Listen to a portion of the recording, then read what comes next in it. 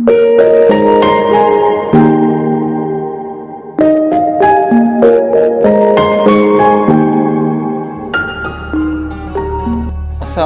warahmatullahi wabarakatuh. Alhamdulillah saya lagi di Jogja dan diterima di rumahnya Pak Fahrudin Faiz. Saya manggilnya Pak Faiz. Apa kabar Pak Faiz? Alhamdulillah. Alhamdulillah, terima kasih sudah berkenan silaturahmi. Terima kasih juga sudah meluangkan waktu ini main. Justru itu tujuan utamanya ke Jogja Pak Faiz. Pak Faiz, kita udah sering ngobrol soal filsafat, soal cinta diantaranya. Nah, kali ini tuh soal pertama ini Pak Faiz. Ini kan saya biasanya banyak penontonnya itu generasi milenial, generasi muda gitu, yang memang masih jauh lah dari mengetahui itu filsafat, apalagi kemudian belajar filsafat. Nah, sebenarnya kalau bagi generasi muda Pak Faiz,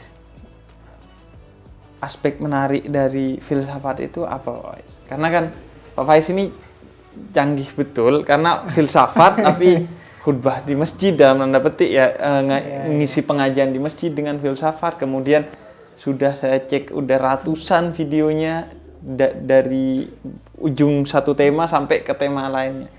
Nah, itu gimana caranya Pak Faiz? Oke, ini saya sering itu memprovokasi teman-teman yang muda itu untuk tidak berhenti ingin tahu. Ya. Jadi tidak berhenti ingin tahu itu selalu mempertanyakan, selalu bertanya, tidak menerima begitu saja segala macam informasi yang masuk ke kita. Jadi saya sering menganalogikan ini seperti dulu lahirnya filsafat, itu orang bergerak dari mitos ke logos. Jadi mitos itu ada apa saja informasi masuk, ada apa saja pandangan, entah dari orang lain, entah dari adat, tradisi, budaya, ditelan begitu saja. Itu gaya mitos. Jadi dulu filsafat lahir karena mendobrak gaya mitos ini. Kemudian mereka ingin mencari sebenarnya jawaban yang masuk akal itu apa sih, selain yang mitos-mitos. Kalau di Yunani kan mitosnya mungkin ada dewa Zeus lah, ada Thor lah, yang itu ada macam-macam itu. Nah, para filosof ini tidak terima jawaban-jawaban kayak gini, kok rasanya tidak pantas untuk jawab problem kehidupan. Kalau ada banjir disebutnya, wah ini dewa Poseidon sedang murka, kayak gini. Nah, kalau di masyarakatnya yang biasa, jawaban-jawaban ini diterima. Tapi para filosof ini merasa tidak cukup jawaban ini untuk menemukan kebenaran. Nah, teman-teman yang muda menurut saya ini kan masih semangatnya masih besar, bertanya-tanya. Nah, itu coba hidupkan terus pertanyaan itu. Mengapa kemarin kan ada ramai itu problem hoax merajalela, problem orang ketipu info apa, terjebak prank apa. Itu karena kita mentalnya sering masih mental mitos. Jadi ada apa saja ditelan begitu saja. Padahal kita kan juga sudah ngerti, bahkan berita-berita yang kadang-kadang rasanya resmi pun masih harus diklarifikasi lagi, masih harus dikejar lagi. Maka menurut saya ya, untuk teman-teman yang muda, hidupkan terus rasa ingin tahu. Nah, sikap seperti ini itu yang saya sebut sikap yang filosofis ya. Jadi ada perasaan ingin tahu, perasaan bertanya. Iya, jadi nggak menelan begitu saja. Nah, saya sebenarnya juga mau masuk ke tadi sudah disinggung sama Pak Faiz. Kalau dulu itu mitos menuju logos, sekarang itu hoax menuju logos kayaknya. Yang perlu dijembatani itu Pak Faiz. Nah, kalau mungkin, pandangan filsafatnya. Hoax itu bagi saya, ketika kita terima begitu saja, mental kita itu persis seperti mental mitos. Mungkin kita nggak terima kok ada hantu, apa ada Nyai Roro Kidul, ada bagi saya mitos semua. Tapi menyikapi berita yang nggak rasional, berita yang nggak masuk akal atau belum jelas kita terima begitu saja, itu sama seperti orang menerima begitu saja mitos-mitos yang tadi ditolak. Maka mitosnya mungkin hilang, tapi mental mitosnya masih hidup. Itu di Indonesia masih subur menurut saya mental mitos ini yang membuat kita berkembangnya susah. Akhirnya orang itu terus cara berpikirnya siapa yang dimitoskan. Ya. Jadi yang ini memitoskan itu, yang ini memitoskan yang lain. Akhirnya terus pertandingan antar mitos siapa yang lebih unggul. Antar dewanya masing-masing. Jadi milih dewanya sendiri. Akhirnya ada sentimen hingga kebencian, bahkan konflik. Iya, jadi dewanya itu wujudnya bisa gagasan, bisa kelompok, bisa orang, bisa aliran, bisa apa saja. Iya, Jadi atau dewa. bisa media juga yang bisa percaya. media dan seterusnya. Nah, ya makanya jeda nulis ini menurut saya bagus, tapi semoga tidak disikapi sebagai mitos. iya, Ya, jadi, tidak ditelan begitu saja. Jadi kalau disikapi sebagai mitos ini tidak akan berkembang. Mitos itu kan dianggap pasti baik, pasti benar. Iya. Kalau sudah merasa pasti baik, pasti benar, biasanya orang tidak ingin berkembang lagi. Iya. Jadi tidak ingin meningkat lagi, sudah baik. Iya.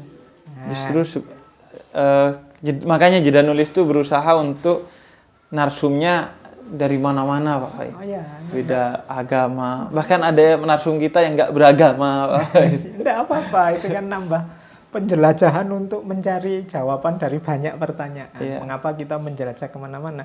Karena banyak yang ingin kita cari. Dan ragam perspektif juga dengan psikolog, sekarang dengan Pak Faiz seorang pakar di bidang filsafat dan banyak lagi. Dan memang dari awal bilang ini semua harus dikunyah, jangan langsung ditelan. Saya sering begitu. Jadi ini kayak kalau kita makan, ada apa saja dikunyah, dirasakan, diukur kecocokannya dengan tubuh kita. Ada makanan itu yang untuk saya bagus tapi untuk dia beracun. Ya.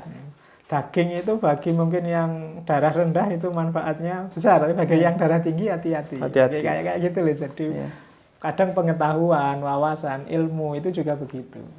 Makanya kita juga tidak boleh juga merendahkan yang berbeda visi dengan kita. Mungkin dia kebutuhan nutrisi ilmunya beda dengan kita. Ya, dengan kita. Iya, jadi. Nah, kalau soal ini tapi problemnya itu Pak Faiz, orang sadar bahwa hoax itu berbahaya. Tapi data dari Kominfo kalau nggak salah waktu itu saya baca 46% orang Indonesia itu tidak bisa membedakan mana hoax dan mana bukan hoax. Kemudian banyaklah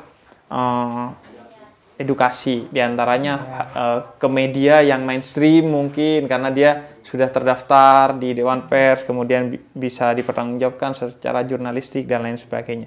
Tapi media mainstream juga bukan jaminan akhirnya sekarang. Bahkan Pak Faiz tadi sempat singgung, lembaga resmi pun kadang masih kecolongan. Nah, kalau secara filosofis tuh, cara mengunyah informasi itu agar kita gak terjebak hoax gimana, Pak? Iya, kalau saya sih biasanya memberi tips ke teman-teman mahasiswa itu, diingat-ingat saja bahwa berita apapun, informasi apapun, wawasan apapun itu produknya seseorang. Jadi hasil yang ngolah itu orang. Maka penting kita tahu siapa yang ngolah ini. Afiliasinya kemana. Kira-kira ada kepentingan apa. Itu kalau di ilmu filsafat ada misalnya bidang-bidang hermeneutik, bidang-bidang semiotik. Melihat orang ngomong kayak gini, ini perujukannya kemana. Kemudian konteksnya apa, untuk situasi apa. Hari ini kan kita kadang tidak cerdas menangkap ini semua. Kadang informasi itu harusnya wadahnya apa, kita tempatkan di mana. Mungkin ini sebenarnya hanya bergurau, tapi kita menempatkannya di kotak yang berbeda. Mungkin ini sebenarnya serius, tapi kita nganggapnya bergurau. Itu menurut saya perlu kecerdasan-kecerdasan seperti ini. Jadi yang pertama itu. Jadi yang kedua harus kita ingat bahwa setiap gagasan, setiap pikiran itu bahasa ada konteksnya. Jadi ada konteks itu, ada latar belakang sejarahnya. Mungkin saya seperti ini itu, kok bisa ya ada orang seperti saya ini? Ini pasti ada latar belakang. Habib juga begitu, kok ada orang seperti ini. Itu enggak tiba-tiba turun jadi kayak gitu, tapi pasti ada settingnya. Nah, penting mengetahui latar belakang ini. Selama ini kita sering hanya melihat yang kelihatan saja. Atau kalau berita kita bunyikan kalimat-kalimatnya saja, kita pahami sesuai yang tertulis saja. Padahal mungkin alam di balik yang tidak tertulis itu lebih luar biasa untuk bisa dijelajahi. Makanya saya wawasan seperti ini justru saya menemukannya di khazanah-khazanah tasawuf. Para sufi itu kan sering pesen jangan lihat tampilan saja. Iya. Justru yang hakiki itu yang tidak terlihat. Iya. Menurut saya berita-berita, info macam-macam itu juga harus begitu. Kita jangan tertipu hanya yang kelihatan saja. Iya. Kadang-kadang yang hakiki itu ada di balik yang tidak terlihat. Di filsafat juga kan ada madhab Frankfurt yang gitu kan ya, Pak. Kalau yang Pak, teori kritis itu, ya. Jadi kalau itu sebenarnya untuk mengkritisi modernitas. Iya. Jadi yang tidak ada gagasan, yang tidak ada kepentingan, Iya. tidak ada manusia itu yang kalau bahasanya agama, ikhlas luar biasa melakukan ini, tidak ada motif Iya. apapun, tidak ada, enggak. Jadi Pasti selalu ada pendorong, ada kepentingan, ada tujuan. Ini menentukan nanti bentuk. Iya. Misalnya ngobrol kita ini, itu kan juga diatur ada keinginan apa, ada tujuan apa, itu kan juga nyetir. Iya. Mengapa temanya dibawa ke sini, itu kan Iya. juga ada drive-nya, jadi ada yang mendorong ke situ. Walaupun kalau ini kepentingannya baik, Pak Faiz, Ya. insya Allah. Insya Allah. Tapi menurut saya, Pak Egi, loh, Iya, ya, kita niati baik. Ya, saya bilang tadi loh, kadang-kadang daging itu bergizi untuk kita, bagi yang lain. Iya, itu iya, betul. Iya, Jadi buat Anda yang nggak boleh makan daging, jangan nonton ini. Karena ini isinya daging semua. ini kolesterol semua. Sama Pak Faiz tuh isinya daging semua ngobrol. Iya, jadi Nah. harus hati-hati juga karena Hati-hati. kalau kebanyakan daging. Iya, kebanyakan daging. Kalau anak saya makan ayam nggak suka dagingnya, suka kulitnya malah. Suka kulitnya ya. Ada yang suka cekernya Ada malah. suka cekernya. Nah. Jangan dipaksa daging semua. Saya juga kalau ditanya itu tips kok bisa berteman dengan ada namanya Coki Pardede, Pak Faiz. Nah, dia itu nggak beragama orangnya, agnostik. Kata saya kuncinya sih memahami orang yang berbeda itu, Pak Faiz. Jadi konteksnya tadi, latar belakangnya, sehingga ukurannya bukan diri kita. Kalau ukurannya diri kita memang, waduh, orang kok nggak beragama ya. Tapi ketika kita pahami kenapa dia begitu dan lain sebagainya, akhirnya ya lebih enjoy kita. Iya, dan secara filosofis memang begitu. Bahkan menurut saya secara agama pun ya Begitu. iya, kita diperintahkan bergaul dengan siapapun, menunjukkan, menampakkan kemuliaan di depan mereka dan macam-macam. Ada logika dakwah dan macam itu kan justru menuntut kita untuk akrab sama mereka-mereka. Lita'arufu itu saling mengenal itu ya. ta'aruf. Jadi kita bahkan bisa mengambil pelajaran dari siapapun tentang apapun. Kalau dalam agama yang semacam ini kan yang disebut hikmah. Hikmah. Jadi hikmah itu tidak cuma bisa kita temukan dari orang baik-baik, orang soleh, para alim ulama. Kadang-kadang pelajaran itu muncul justru dari hal-hal yang mungkin kita tidak suka, mungkin oleh masyarakat dianggap sesuatu yang pinggir, banyak segalanya bisa. Atau bahkan bisa mungkin jadi binatang ya, Pak. enggak, jadi binatang, tumbuhan apa saja. Nah, tadi Pak Faiz juga sempat menyinggung orang kayak Pak Faiz pun ini ada latar belakangnya. Nah, ini yang pengen kita tahu juga Pak Faiz. Soal latar belakang itu. Saya kebetulan S1 juga di filsafat dan seingat saya Pak Faiz, saya itu satu-satunya atau paling enggak sedikit dari orang yang memilih filsafat. Yang lain itu biasanya pilihan keduanya filsafat, nggak diterima di tarbiyah, sudahlah filsafat aja lah daripada saya nggak kuliah gitu. Kadung sudah ke Jakarta, nah rata-rata begitu. Atau bahkan ada yang sembunyi-sembunyi Pak Faiz. Jadi ada satu teman saya dari Madura dia itu kuliah 2 sampai karena dia sukanya filsafat, dia kuliah filsafat, tapi orang tuanya nggak bolehin. Dia kuliah juga di tarbiyah, di pendidikan. Nah, yang disetor ke orang tuanya ini di pendidikan itu. Yang di filsafat, sembunyi-sembunyi dan dia bayar sendiri semua uang kuliahnya. Nah, Pak Faiz ini termasuk yang kecelakaan atau yang milih filsafat? Kalau saya masuk filsafat tidak ada yang menghalangi, karena tidak ada yang tahu filsafat itu apa. Jadi orang tua saya juga, filsafat itu apa toh gitu. Cuma saya bukan orang yang milih filsafat awalnya. Jadi mungkin di beberapa pembicaraan saya yang lain saya ungkapkan saya dulu milih filsafat itu semacam tidak sengaja saja. Jadi saya masuk UIN itu dulu IAIN itu sebenarnya tidak terlalu minat kuliah. Itu tahun berapa Pak? Tahun 93. Jadi Saya 2006 aja itu masih sesat filsafat, apalagi 93 Pak Faiz. enggak sesat karena enggak banyak yang tahu. Oh, karena nggak banyak yang tahu. Apa Bukan itu karena filsafat, iya. Enggak banyak yang tahu. 93. Pertama. 93. Jadi saat itu saya sebenarnya misinya masih karena anak muda ya ingin menjelajah kemana-mana. Bayangannya saat itu penjelajahnya ya paling enggak ke pesantren-pesantren tertentu gitu ya saya. Masih punya ambisi-ambisi gitu. Tapi kemudian sama ibu, yo kuliah lale, maksud enggak kuliah. Iya. Tetangga-tetangga beberapa juga kuliah, ya sudah akhirnya mau kuliah di rumah ya sekalian jalan-jalan ke Jogja. Begitu sampai sini memasukkan berkas itu juga ya masih melayang saya. Begitu ditanya petugasnya, Mas, ini sampean termasuk ranking kalau zaman itu. Oh, kalau zaman itu ranking 10 besar itu bebas milih jurusan. Sebelumnya pesantren Pak? Di Jember saya. Oh, Pak Faiz Jember. Iya. Oh, saya Bondowoso. Sekolahnya Jember Tetangga. saya. MAPK zaman dulu. Oh, Proyeknya Pak Munawir Sazali. APK. Ya, Apa itu? madrasah aliyah program khusus. Oh, program khusus. Jadi itu program Khususnya itu maksudnya di tempat agama. misinya ya agama. Jadi niatnya mau mencetak orang-orang yang intelektual tapi juga ngerti agama. Apa itu kayaknya santri kolonial. Ah, Jadi santri di zaman kolonial kayaknya gitu. Kalau Jadi tempatnya asrama malah bukan pondok. Oh, asrama ya? Ada ustadz, ada kiainya. di Jember. Dan Ya, aslinya di Jember. Pak Faiz dari Saya aslinya Mojokerto. Oh, Mojokerto. Mojopahit. Itu di Jember, Mojopahit. Ya, kita sama-sama Jawa Timur ya. Nah, Jadi setelah seperti itu terus bebas memilih. Iya, karena bebas milih, plus kok ya saya enggak terlalu minat kuliah, akhirnya saya ke petugasnya itu, Mas, jurusan sebanyak ini kira-kira yang biasanya enggak laku yang mana. Ranking kok pilih yang enggak laku loh.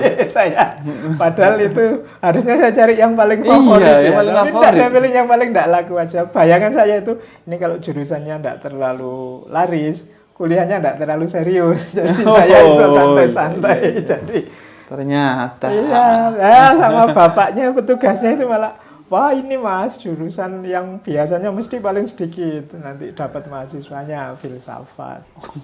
Ya sudah, masuklah ke filsafat hanya karena enggak pingin serius Nggak kuliah. pengen serius. Padahal Iya. ketika masuk ya Pak Faiz Iya. sangat serius. Ketika masuk, ya ilmunya serius. Sayanya pas kuliah juga enggak serius juga, memang enggak terlalu minat. Jadi kuliah pun saya merasa masih belum ada. Masih ngawang-ngawang. Ya kalau dalam bahasanya apa sains itu nanti memang ada momen eureka, momen ketika wow, ketika Iya. orang Jawa menyebutnya meletik tiba-tiba. Oh iya ya, itu kayak pikiran terbuka gitu. Iya. Terus ilmu-ilmu filsafat yang kemarin hanya dihafalkan sekarang ngerti petanya, ngerti arah. Dan memang sedikit. Saya tuh semester 3 atau 2, ya 3 kayaknya, itu muridnya sisa 7 kalau nggak salah Pak Faiz. Dari awalnya 34 pada hilang. Kayaknya pendaftaran baru dia pindah ke tempat lain. Iya, Nah, pokoknya kalau yurekanya itu Pak Faiz menarik tuh. Kapan yurekanya? iya.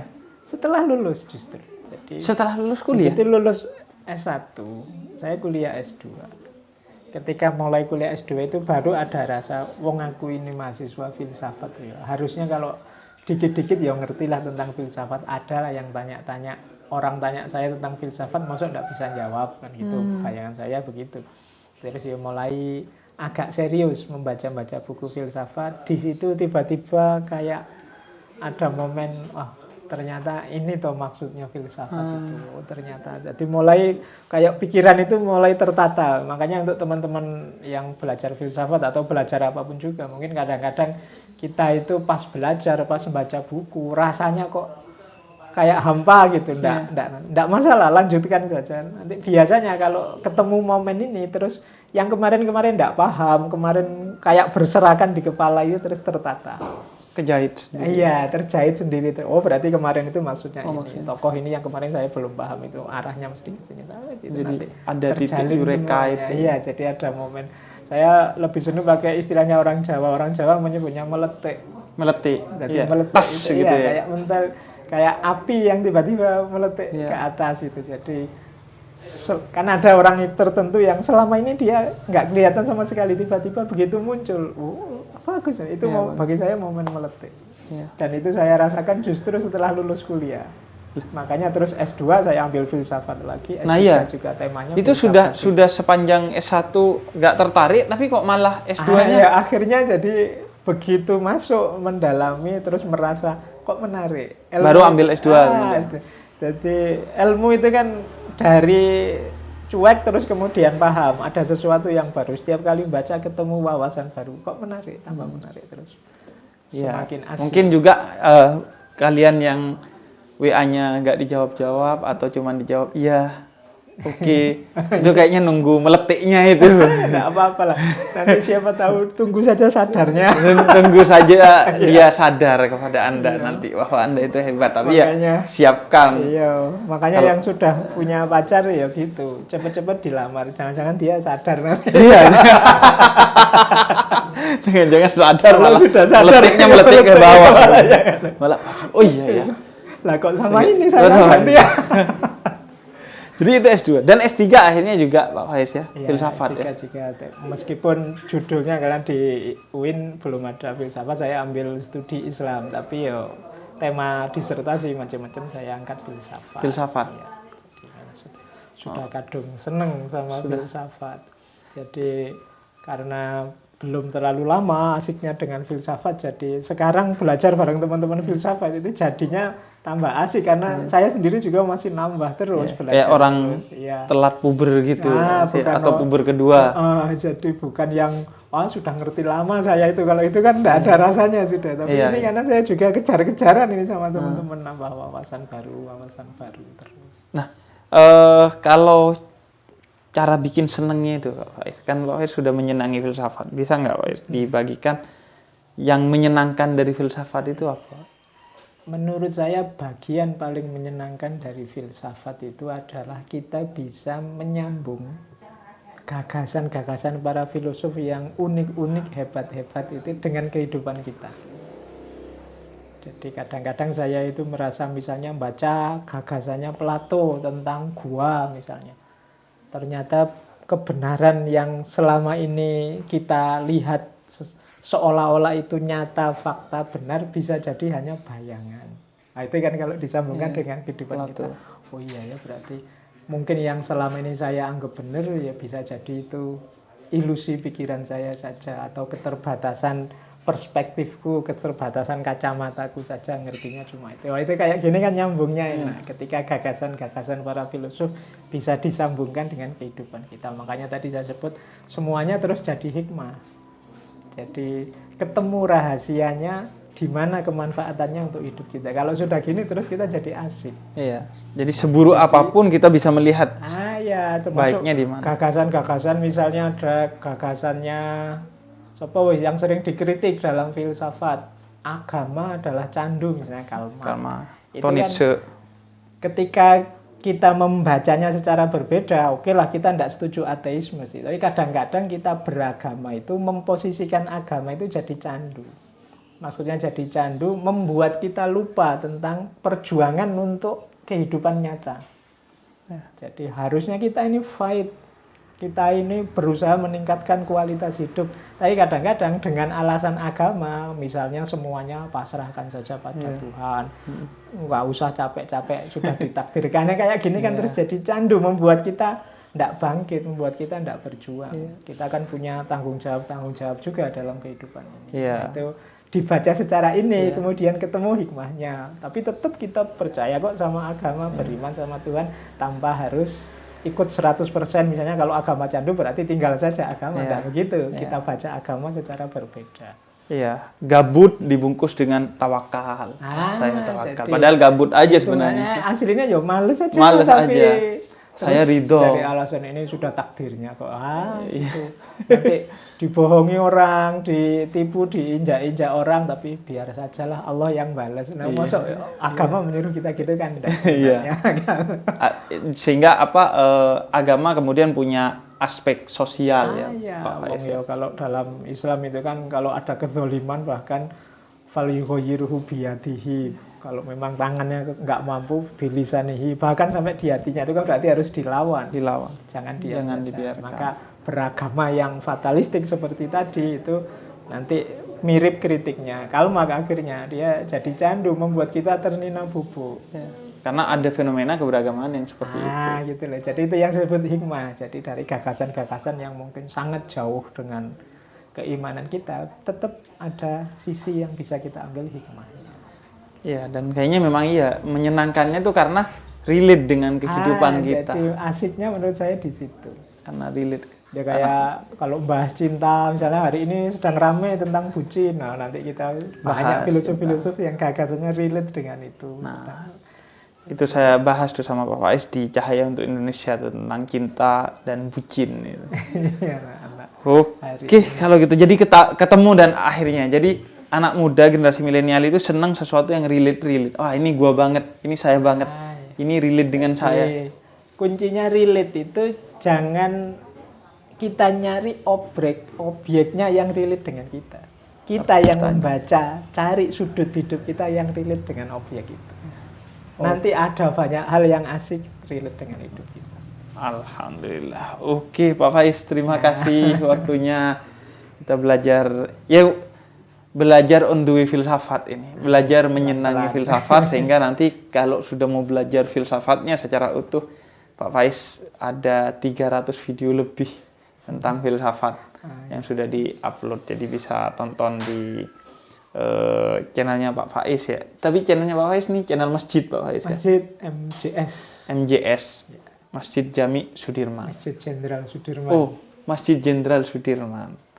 Oke Pak Faiz, terima kasih. Ya teman-teman, silakan ambil apa yang bermanfaat dan jangan lupa untuk dikunyah dulu agar Anda gak cegukan. Jadi dikunyah dulu baru ditelan. Kalau enggak cocok dimuntahkan saja. Dimuntahkan. Gak termasuk mubadir karena gak enak, karena bahaya mungkin, jadi dimuntahkan gak apa-apa. Khawatirnya ditelan tiba-tiba muntahnya lama nanti. Kalau sudah enggak enak dimuntahkan. Saya kasih tips penting, hati-hati pada orang yang merendahkan hatinya atau merendahkan dirinya bahkan, karena biasanya dia punya derajat yang tinggi. Hati-hati pada orang rendah hati. Atau kalian memandang saya terlalu tinggi, akhirnya anggapnya nanti rendah. Oke Pak Faiz, terima kasih. Teman-teman silakan ambil, dan assalamualaikum warahmatullahi wabarakatuh. Waalaikumsalam.